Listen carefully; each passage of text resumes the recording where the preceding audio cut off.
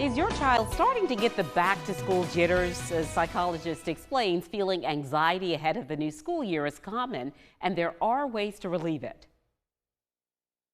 Back to school anxiety is totally normal. A lot of children experience it. Some typical signs that your child may be experiencing back to school anxiety. The most notable, obviously, is if they verbalize feeling anxious about it.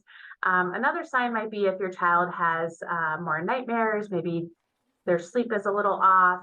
To ease anxiety ahead of the school year, Dr. Mudd encourages you to first help your child figure out what's making them anxious and validate their feelings. She says dismissing their worries or fears can actually make things worse.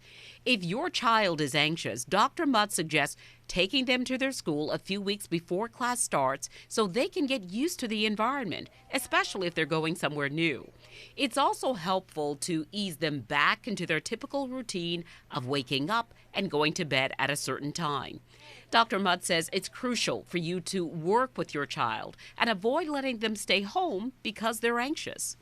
One of the worst things that we can do when a child has anxiety is to help them avoid the situation. So if we have our children stay home, if they're feeling nervous about it, their anxiety will actually get worse and it will get harder. So it's more important to arm your children with the skills that they need to manage their anxiety and not let them stay home.